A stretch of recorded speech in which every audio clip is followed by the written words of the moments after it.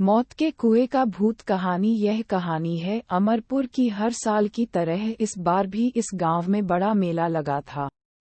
अगले दिन बाद मेले की शुरुआत होने वाली थी।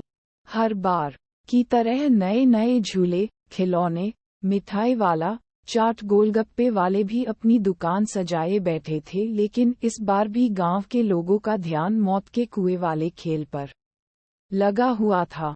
इस खेल के प्रचार वालों ने भी कोई कमी नहीं छोड़ी थी। मोहन एक रिक्शे पर माइक लिए घोषणा कर रहा था, आ गया, एक बार फिर से आ गया। जिस खेल ने जीता है सबका दिल, वह फिर से आपके गांव आ गया। करोगे देर तो समस्या होगी विकट, क्योंकि बिक जाएंगे खेल के सारे टिकट।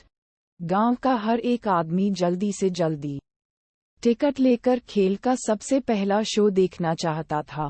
अगले दिन खेल का पहला शो था, लेकिन उसी रात गांव में एक अजीबोगरीब घटना घटी। जहां पर मौत के कुएं का खेल दिखाने की तैयारी थी, आधी रात के बाद अचानक वहां से मोटरसाइकिल चलाने की आवाज आने लगी। एक घर में श्यामलाल, उसकी पत्नी देवकी और उसकी 6 साल की बेटी गुंजा सो रही थी। अचानक से गुंजा की नींद खुल जाती है।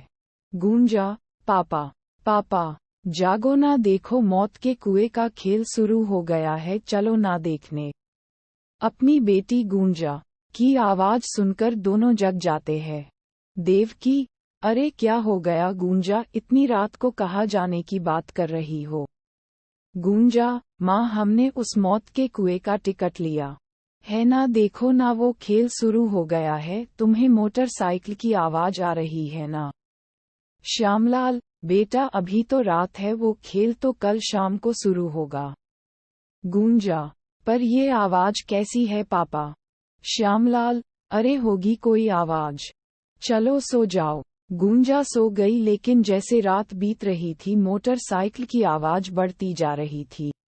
कुछ देर बाद मोटरसाइकिल की आवाज आनी बंद हो गई और वहां से एक औरत और बच्चे के रोने की आवाज आने लगी। उस आवाज से गुंजा और उसके माता पिता की नींद खुल गई। इस बार वह आवाज उन दोनों ने भी सुनी। वह सब बहुत डर गए। वह उस जगह पर जाना तो चाह रहे थे, लेकिन उनकी हिम्मत नहीं हो रही थी।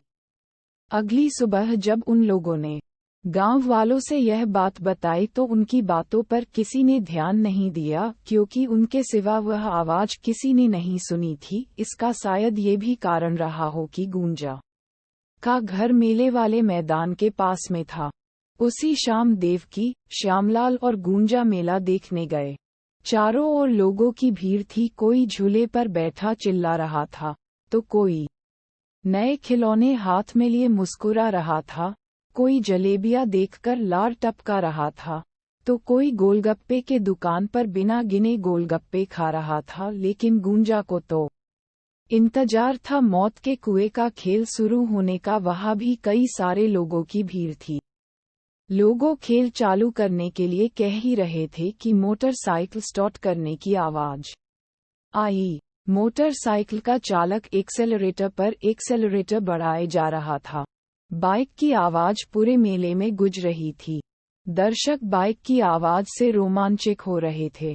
कई लोग तो सीटियां भी बजाने लगे थे। लेकिन इस बीच लोगों ने देखा कि मौत के कुएं में एक छोटी सी बच्ची बैठी रो रही है। लोगों ने आवाज लगाई कि ये किसकी बच्ची है, कोई उस बच्ची को निकालता। उसके पहले ही लोगों ने देखा कुएं के अंदर अचानक एक औरत भी आ गई। उसका चेहरा बड़ा डरावना लग रहा था।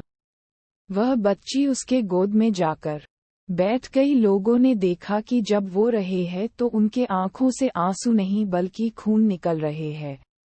कुछ ही देर में वो दोनों उड़ते हुए बाहर आ गए। जिसने भी ये देखा वह बस एक ही आवाज में चिल्लाया, भूत भूत। सभी लोग बाहर निकल आए। मौत के कुएं के मालिक तक ये बात उसके कर्मचारियों द्वारा पहुंची। उसे बहुत गुस्सा आया और बोला, ये क्या बकवास है और तुम लोगों ने ये क्या भूत भूत लगा रखा है? पूरे मेले में चहल पहल है और यहाँ भूत की रट लगा रखी है। लगता है तुम लोगों का काम करने का मन नहीं है, बस मुफ्त की पैसे चाहिए तुम्हें। चलो अगले शो की तैयारी करो। लेकिन अगला शो भी बिल्कुल खाली रहा क्योंकि ये अफवाह फैल गई थी कि मौत के कुएं में भूत है। अब तो मालिक का गुस्सा 7वें आसमान पर पहुंच गया और सारा गुस्सा अपने स्टाफ पर उतार दिया। उसी रात जब मालिक गहरी नींद में था तभी उसे तेज तेज बाइक चलाने की आवाज आई। उस आवाज से उसकी नींद खुल गई। वो गुस्से में बड़बड़ाता हुआ गया। वहां पहुंचते ही वह जो देखा उसे अपने आंखों पर विश्वास नहीं हुआ। उसने देखा कि मौत के कुएं में एक आदमी लगातार बाइक चलाए जा रहा है। वह आदमी अपना सिर नीचे कर रखा है। मालिक ने उसे बुलाया लेकिन मोटरसाइकिल के चालक ने कोई जवाब नहीं दिया। दूसरी ओर ये आवाज आसपास के पूरे गांव वालों को सुनाई दे रही थी। सभी को आश्चर्य हो रहा था कि आखिर इतनी रात को ये आवाज कैसी है। सभी को डर भी लग रहा था। फिर भी कुछ लोगों ने हिम्मत की और गांव के सरपंच जी के साथ में मेले में पहुंचे। गुंजा भी श्यामलाल के साथ वहां पहुंची। वहां उन लोगों ने भी वही दृश्य देखा जो मौत के कुएं का मालिक देख रहा था। वह आदमी अब भी लगातार बाइक चलाए जा रहा था। तभी फिर से वही औरत और बच्ची अचानक से वहां आ गई। सभी गांव वाले उस औरत और बच्ची को गौर से देख रहे थे। तभी जो आदमी बाइक चला रहा था उसके सिर से खून बहने लगा। उसके खून से मौत के कुएं की पूरी दीवार लाल हो गई। कुछ देर बाद वो औरत और बच्ची उसी तरह रोने लगे। अब तो सारे गांव वालों की हालत खराब हो गई। किसी को कुछ समझ नहीं आ रहा था कि आखिर ये लोग हैं कौन। तभी मौत के कुएं का मालिक फिर से चिल्लाते हुए कहता है, अरे सुन नहीं रहे हो? तुम कौन हो? तुम लोगों को क्यों डरा रहे हो? क्यों तुम मेरे खेल को बदनाम कर रहे हो? मालिक की बात सुनकर बाइक चलाने वाला अपना सिर ऊपर करता है। उसे देखकर मालिक की आवाज लड़खड़ाने लगती है, तुम कहाँ से आ गए विक्रम? तुम तो सरपंच। अरे कौन है ये? तुम इसे जानते हो क्या? तब बाइक चलाने वाला अपना बाइक रोकता है और कहता है कि क्यों मालिक, आप बताओगे या मैं बताऊं इन्हें? मालिक, मैं क्या बताओ, मुझे कुछ नहीं पता। तब विक्रम ने बताना शुरू किया कि विक्रम, गांव वालों, यह एक दुष्ट आदमी है। इसके सीने में दिल नहीं है। ये जानवर है, जानवर। मेरा नाम विक्रम है। मैं पिछले साल तक इसके साथ काम करता था। आप तो जानते हैं कि मौत के कुएं में गाड़ी चलाना हर दिन मौत से गले लगाना जैसा काम है। मैं हर रोज अपने परिवार और इसके लिए जान की बाजी लगाकर मोटरसाइकिल चलाता था, पर उस दिन शायद मेरा दिन खराब था। किसी दूसरे गांव में मेला लगा था। मैं अपना खेल दिखा रहा था कि अचानक मोटरसाइकिल का एक्सीडेंट हो गया और मेरा सिर कुएं के दीवार से जा टकराया। लगातार खून बहता रहा और मैं बेहोश हो गया और फिर मेरी मौत हो गई। विक्रम के मौत के बाद उसकी पत्नी और उसकी छोटी सी बेटी के सामने जीवन चलना बहुत कठिन हो गया। वो एक दिन मालिक के पास गए और कुछ पैसे मांगे, पर उसने कोई मदद नहीं की और वहां से भगा दिया।